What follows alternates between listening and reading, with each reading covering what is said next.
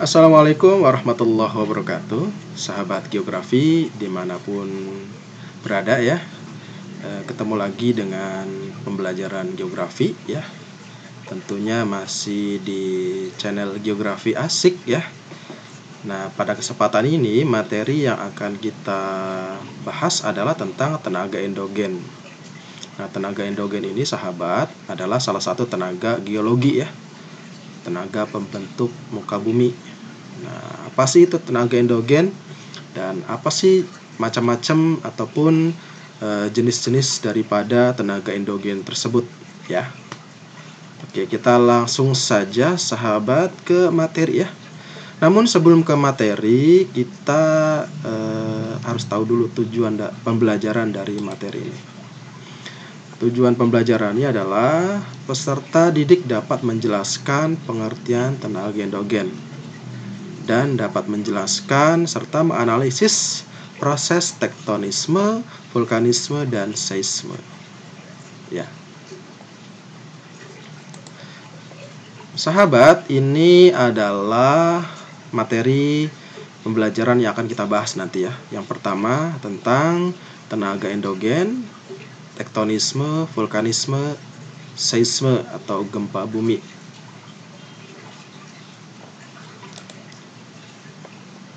Sahabat, tenaga endogen, apa sih tenaga endogen? Nah, tenaga endogen itu merupakan tenaga yang berasal dari dalam bumi. Dan tentunya tenaga endogen ini menyebabkan perubahan pada kulit bumi atau permukaan bumi. Adanya tenaga endogen ini menyebabkan permukaan bumi kita tidak rata ya. Ada berupa cekungan, dataran rendah, dataran tinggi, dan lautan.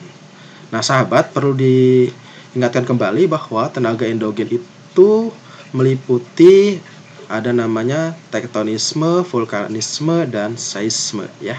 Nah, namun untuk kesempatan ini kita akan bahas tektonisme terlebih dahulu ya. Nah, apa itu tektonisme sahabat? Tektonisme adalah tenaga endogen yang menyebabkan perubahan letak atau dislokasi lempeng bumi ya. Ada dua jenis proses tektonisme sahabat. Yang pertama ada epirogenetik dan yang kedua orogenetik. Nah, apa itu epirogenetik dan orogenetik? Kita bahas satu persatu ya.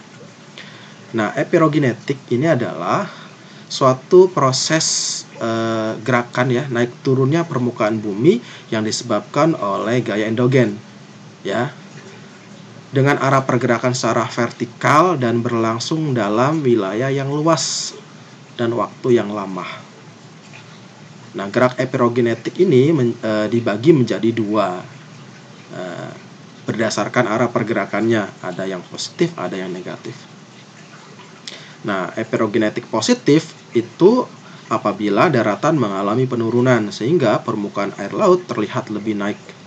Sedangkan pada epirogenetik negatif, daratan mengalami kenaikan sehingga permukaan air laut seolah-olah turun. Nah, ini ada contoh ya, yaitu Pulau Buton ya yang mengalami kenaikan ya, ketinggian sekitar 250 meter. Ini terjadi sudah lama sekali ya. Kemudian yang kedua, orogenetik. Apa itu orogenetik? Orogenetik itu adalah gerakan pada permukaan bumi baik secara vertikal maupun horizontal yang mengakibatkan peningkatan dan penurunan wilayah bumi pada wilayah yang sempit dan waktu yang singkat. Nah, contoh daripada gerakan orogenetik ini adalah lipatan dan patahan. Salah satu penampakan yang kita perlu lihat adalah contohnya adalah terbentuknya pegunungan Alpen. Ini adalah salah satu bentuk atau contoh dari orogenetik ya.